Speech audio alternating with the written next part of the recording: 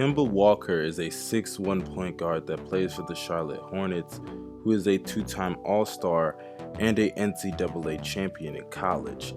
Everybody that knows Kemba Walker knows he is one of the best point guards in the NBA and one of the best players in the Eastern Conference right now as we speak.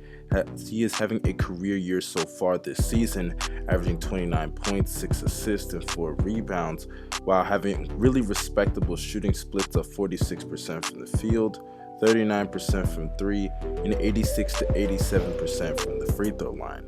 Kemba Walker is having an outstanding season so far, and it brings the question, why is he doing all this work for them to barely be above 500? Because if you don't know, they are 9-8 right now, and even though they are currently in the playoffs, for him to be averaging those kind of numbers just to barely be above 500, and with the help that he has and the contracts in the organization, and him having a year left on his contract, a lot of people are left wondering, why aren't the Charlotte Hornets either getting him more talent or just trading him while his value is as high as it probably will ever be from now going forward?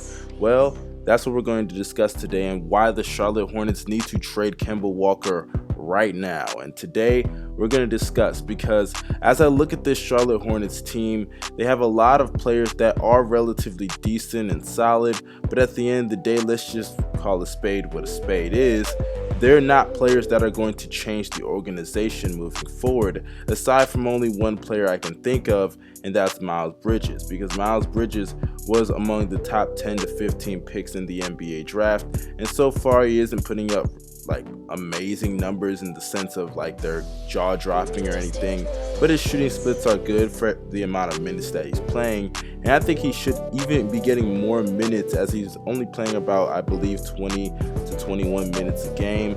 And even though that's not bad for any rookie, he could be a starter right now on this team, because aside from Nicholas Batum, none of these players on the starting lineup are even better than him in my opinion right now this season. Marvin Williams, yeah, he is relatively decent as a defender, but he's never been that great of a player, and he's never lived up to any expectations. Jeremy Lamb's a solid shooter, but let's just call him what it is. He ain't nothing special either. And then you have Nicholas Batum, and I said aside from him, you can look at all the other players, and Nicholas Batum this season hasn't been the greatest, especially when you consider the amount of money they're paying him. So when you look at this starting five, no one on this team is playing at a great level aside from Kemba Walker, and the only other player that can potentially play on a great level is Miles Bridges, who is on the bench playing 20 to 21 minutes a game.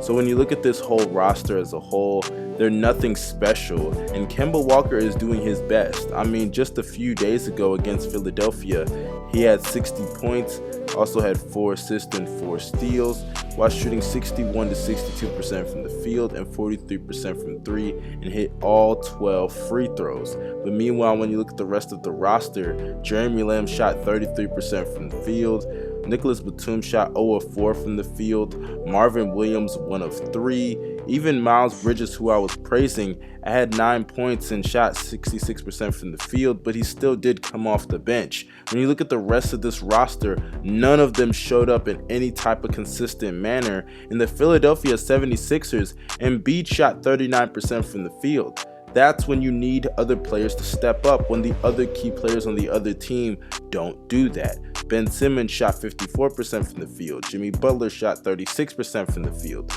And they still lost that game, keep in mind, to a game-winning three-pointer by Jimmy Butler. And I love Kemba Walker, but he can't keep up this level of consistency long enough just so they can make the playoffs, or should I say barely make the playoffs at the 8th seed if they even do so, because there are still some other teams that I definitely think will get it together, such as the Washington Wizards. Even though I just dogged them, I definitely think that they will and can get it together before the end of the season to make the playoffs. And the Charlotte Hornets may be the team that gets bounced out. So at the end of the day, when you look at this roster and this organization, I love some of the young players on this team, such as Miles Bridges, but if he cannot be a consistent option this season for Kemba Walker moving forward, I don't see why Kemba Walker would stay, and they would basically have wasted the past 3 to 4 seasons on basically nothing, because this is an organization that has done nothing, absolutely nothing, but produced 2 playoff first round exits for Kemba Walker in this era. Exit against the Miami Heat in their big 3, and against the Miami Heat again with Dwayne Wade. So when it comes down to it, I love Kemba Walker and I love some of the players on this team, but they are not players that are consistent enough to where you can convince him to stay. So where do you move on from here? You need to trade him, because this is the most that you're going to get for Kemba Walker right now. And realistically speaking, they should have traded Kemba Walker a year or 2 ago, because I understand in 2016 he took you to the playoffs, you had a positive record, you had a record of 48-34, which I understand is really good for the Charlotte Hornets standards, but literally the next season they plummeted to 36-46, and the season after that 36-46 again, and right now it looks like you're headed to about a 41-40 win season. And is it really worth it?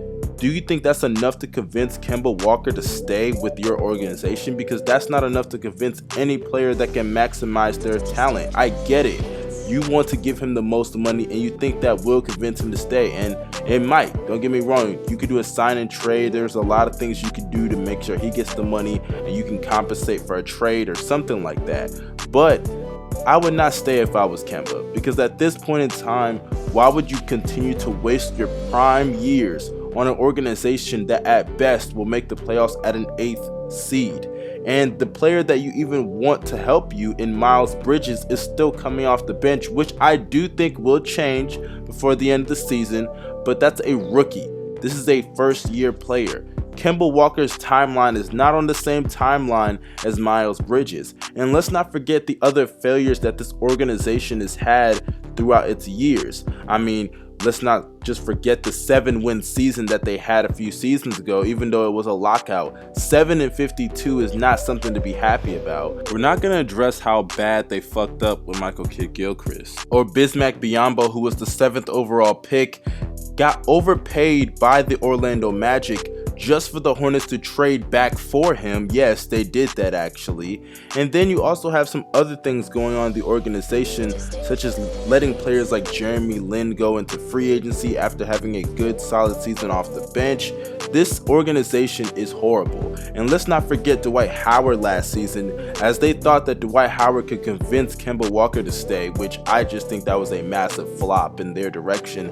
And then numerous players came out and said he was just not a good locker room presence. And you can kind of see that as Atlanta said the same thing too. And we saw the tensions going on between Dwight Howard and Kobe, and Dwight Howard and James Harden. So this organization has failed at every single turn to convince Kemba to stay, to build around Kemba Walker, and build some type of team that can consistently make the playoffs. This is something that I just find very alarming, and I just don't know why they won't trade him right now. There are numerous teams that are looking for point guards, teams like the Pistons, teams like the Suns, and I'm not saying that they would actually do that, but I'm just saying you have to swing right now. He has 1 year left in his contract. Do you honestly think he will stay? And if he does, it's not going to amount to anything. So you guys let me know in the comment section what y'all thought about this video, because honestly I am a big fan of Kemba Walker, and to see him put up all these numbers just so they can barely be above 500, when in reality we all know they're more than likely not going to make the playoffs, and if they do, it will be a lower seed. It pisses me off because I just don't like to see great or good players, or any player that can produce good quality, just go to waste. I hate seeing it. Even though I love when players put up ridiculous numbers, I hate it when it doesn't amount to wins, or the right amount of wins as they do deserve. So you guys let me know in the comment section what y'all thought about this video. Also, you guys don't forget to drop a like down below, subscribe if you're new to the channel, and follow me on Twitter. Y'all have a great day. Hope y'all had a great Thanksgiving. I'm out. Peace.